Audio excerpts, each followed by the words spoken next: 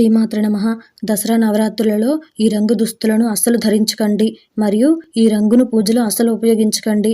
లేని యెడల మీరు అమ్మవారి అనుగ్రహానికి, కృపకి బదులుగా ఆగ్రహానికి గురి కావాల్సి వస్తుంది. అయితే ఆ రంగేంటో, దాని వలన అది ఉపయోగించటం వలన మరియు ఆ రంగు దుస్తులను ధరించటం వలన మనకు కలిగే ప్రతికూల ఫలితాలేంటో ఈ వీడియోలో చూసి వివరంగా తెలుసుకుందాం. అంతకంటే ముందు ఈ వీడియో కనుక మీకు నచ్చినట్టయితే లైక్ చేయండి, షేర్ చేయండి. అలాగే మరెన్నో ఆధ్యాత్మిక విషయాల కోసం మన ఛానల్ని సబ్స్క్రైబ్ చేసుకోండి.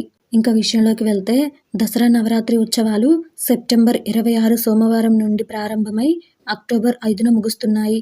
నవరాత్రుల సమయంలో దుర్గాదేవి 9 రూపాల్లో కొలువై ఉంటుంది. ఈ 9 రూపాల్లో కొలువైన అమ్మవారికి ఎన్నో నియమాలు పాటిస్తూ పూజలు నిర్వహిస్తూ ఉంటారు భక్తులు. 9 రోజుల పాటు పూజలు అందుకునే అమ్మవారికి వాస్తు ప్రమాణాలను అనుసరించి పూజ గదిని సిద్ధం చేసుకోవాలి. ఇలా చేస్తేనే అమ్మవారు సంతోషిస్తుంది, ఆనందం, సంతోషం కలుగుతుంది. వాస్తుశాస్త్రం ప్రకారం నవరాత్రులలో దుర్గాదేవికి చాలా ప్రాముఖ్యత ఉంది. నవరాత్రి పూజకు దుర్గాదేవిని ఎలా అలంకరించాలో అన్న దాని మీదే కాకుండా, ఆవిడిని పూజించేటప్పుడు ఇంట్లో అణువణువు ఏ విధంగా ఉండాలో, ఎలా అనుసరించాలో, ఏ నియమాలను పాటించాలో, ఇలా అన్నిటి గురించి శాస్త్రాలలో చెప్పబడ్డాయి.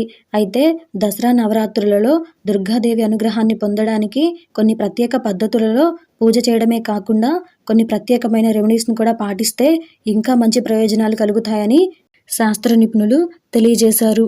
అందులో భాగంగా దసరా నవరాత్రులలో ఈ రంగుకు దూరంగా ఉండడం మరియు ఈ రంగు దుస్తులను ధరించకపోవడం మంచిది. లేని యెడల దుర్గాదేవి ఆశీర్వాదానికి, అనుగ్రహానికి బదులు ఆగ్రహానికి గురి కావాల్సి వస్తుంది.